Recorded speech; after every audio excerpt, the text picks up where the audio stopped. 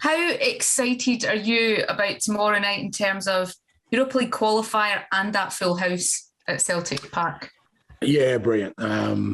It's obviously something that's been constantly mentioned to me about the unique atmosphere of a European night at Celtic Park with 60,000 there. So, yeah, looking forward to it, and I'm sure the players are as well. In terms of the game and given what happened at the weekend, are you going into this tie in the best possible shape that you could be given the start to the season? Look, it's helpful that, the last sort of couple of games we've had, some positive results and our performances have been pretty good, especially on the weekend, I guess. Obviously, we won quite convincingly, but the manner in which we played, I think gives the players a great deal of confidence and belief. But, it all kind of evaporates once the whistle goes tomorrow. It's all about, sort of taking what we did on the weekend and building on it. As I said, after the game for us, it's about trying to find some consistency in performance as quickly as we can. And we won't be able to sort of win with convincing scorelines all the time. But if our level of performance and commitment to our football is there, then, on a consistent basis, it'll show that we're making inroads. In terms of the fitness of your squad, is everybody okay? There was a suggestion that Odsonne limped off after the game with an injury. Is he okay? No, he's fine. Yeah, no, he got a bit of a knock. We actually had a bit of a training session after the game for the ones who didn't play a lot. Odsonne was part of that, and he got a bit of a knock in that. But he trained today. He's all good. Yeah, look, at this stage, everyone's got a clean bill of health from the weekend and available for selection. There's obviously ongoing speculation about Odsonne's future. Has there been any bids so far, concrete bids from anybody so far from him? For him? Not that I'm aware of. Are you concerned at all that he may just run his contract out and leave for nothing? No, I'm not concerned at all.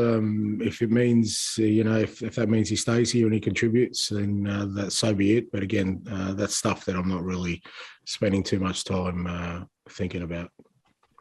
Just finally on that, Ange, just in terms of Odsonne, I don't imagine the club aren't in a position at all to cash in on Odsonne in that sense, and that, if he was to run down the contract, you'd be losing out on a transfer fee. Is that something that's concerning the club, or that you've spoken to the club about, that, you have to get a fee for Odsonne?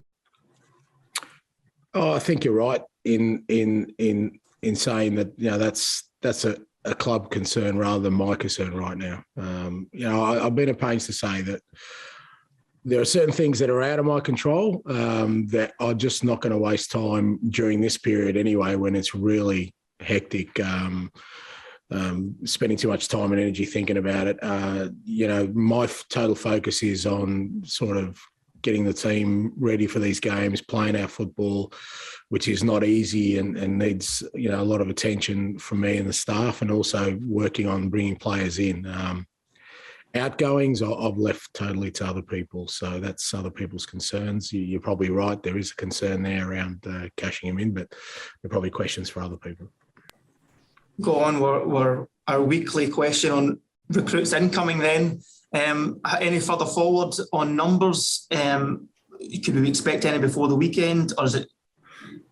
No, I said after the game, I'm hopeful of getting a couple in over the next sort of week or so. I guess the difficulty there is that on a daily basis, things change and things shift, and all I can keep saying is that we're working hard and we do need to bring players in, and that's what we will do. We've obviously still got a little bit of time in the window to do that. I'm obviously keen to bring them in as soon as possible, but flip side of that is we want to get it right too. I think we've done fairly well with the ones we've brought in so far, and I don't want to just bring players in who are just making up the numbers or we get it wrong. So. But I'm keen on a daily basis pushing to get people in. Finally, if I could, Ange, just on this fixture schedule at this time of the season, it's so, you're midweek and then the weekend. Is that also a good thing, though, if you continue to play the way you did against Dundee? It's a real opportunity to build up real momentum as we go into the, really important matches in the next couple of weeks and months. Yeah, you're right. We can build up some momentum. I think that's the unique opportunity probably we have tomorrow night, because after the weekend and then having a full house in and we've got an opportunity to progress to the next round of Europa qualification. So there's a whole range of factors that mean, we can build some momentum tomorrow, which is important. As you said, it's a heavy fixture schedule.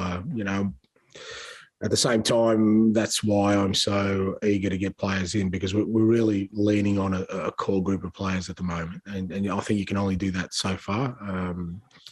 We've been pretty good with injuries, knock on wood, and hopefully that continues. But even without injuries, just the physical toll it takes on players. At the moment, we need to support this group of players with more, personnel coming in, so that when we do hit this heavy schedules, we can share the load around.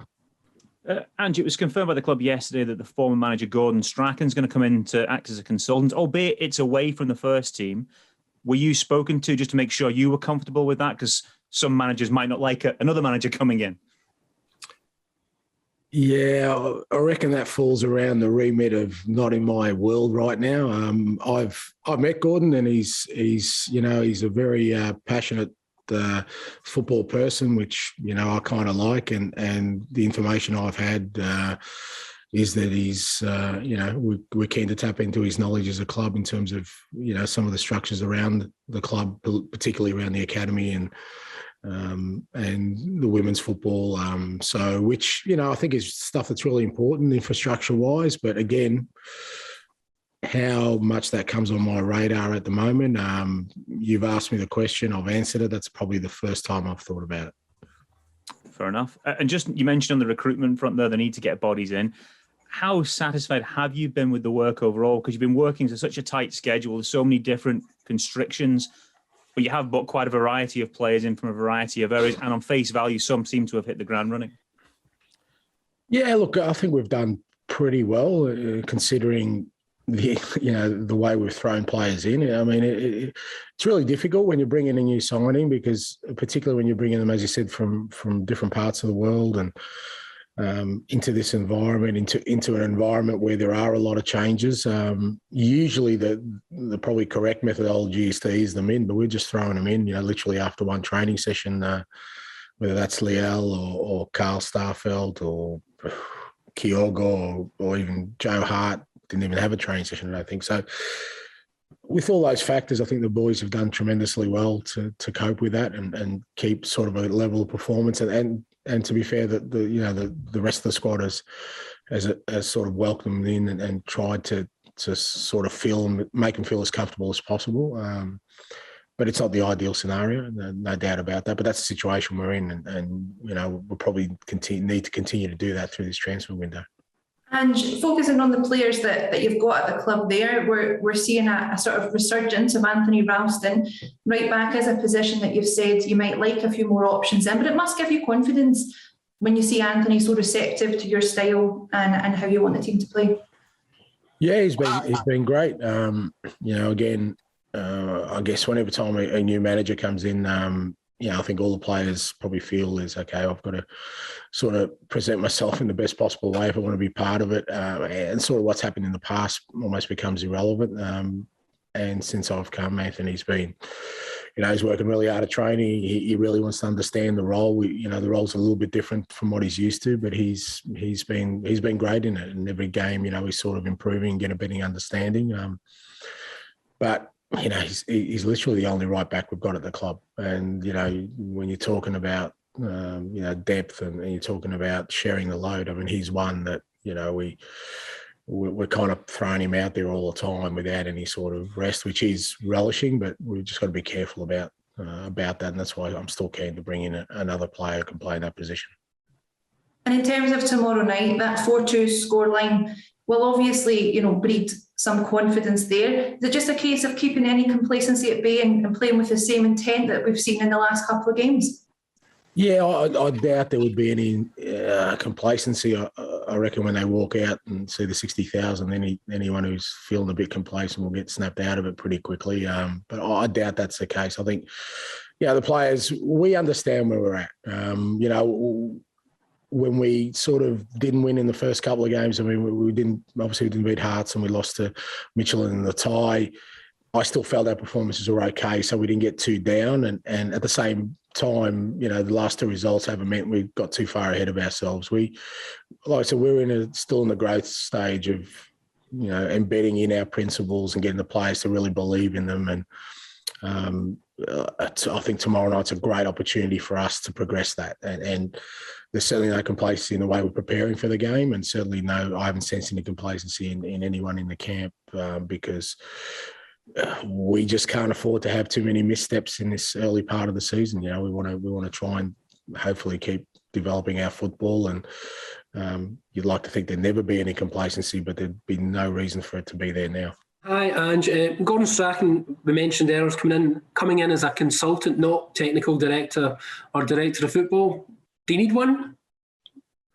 Look, I think I've said that there definitely needs to be some restructuring, but again, that's all stuff post-window. I'll sit down with Dom and sort of have a look at, I think, the football infrastructure and the way we're organised at the moment. I think there needs some additions in certain areas for sure. Now, whether that's in a defined role as as you mentioned, a sporting or a football director, I mean that's something we'll look at. But at the moment, we can spend hours talking about it and coming up with a strategy, but those hours are much too valuable for me at the moment, focusing on other things that are going to have an immediate impact, in our short-term future. I'm just wondering also, Ryan Christie, very impressive performance from him at the weekend. I know an offer's been made to him. Is there any update on that, Ange? In terms of his future, no. But in terms of his football, as you said, he was outstanding on the weekend. He's been outstanding in all the games, to be fair to him. And I really love working with him. His energy levels at training and in games are infectious. Not just in terms of what he does, but in terms of the whole group. So hopefully tomorrow night he puts in another, which I'm sure he will, puts in another strong performance. And in terms of his future, again, it's just things that are out of my hand. Like I said, I don't control the lives of our footballers. All we can do is provide some advice and provide an environment hopefully they're happy in, and beyond that it's up to them and what they want to do. Hi, Ange. Obviously, if Jablonec want to go through tomorrow, they'll have to score at least 2 goals. Do you expect them to come out all guns blazing, a little bit more attacking than they were last week? Potentially, although, with those games, they might try and keep it tight at the beginning and not let us get too much momentum and then sort of try and, hit us late in the game. I mean, you just don't know. The one thing I do know is we're going to start all guns blazing. We're the ones that, when that whistle goes, I want us to show the same intent we showed on the weekend right until, like I said, it was the 93rd, 94th minute and we'd scored 6 and we almost got a 7th right at the end because we just wanted to make sure that our intent was there for the full game. So, irrespective of what the opponents may or may not come up with, it's important that we set the tempo and we set, the intensity of the game right from the start and let them adjust to us. Yeah, just finally for me, obviously Rangers knocked out of the Champions League last night, just showing how hard it is for Scottish clubs to make it all the way through to the group stages. You were talking about how the performances weren't that bad against Midtjylland. Do you feel now, given your recent results and obviously that you are on a long journey, that perhaps after that Midtjylland result that it was blown out of proportion a little bit? What do you mean by blown out of proportion? In terms of just the significance of the result. Obviously, it was only a second competitive game in charge.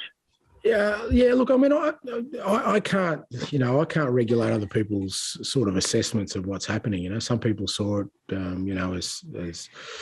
as a disaster, or others saw it as a failure. And I think, depending on your perspective, there can be both of those things. What I saw was we were in the contest in both games.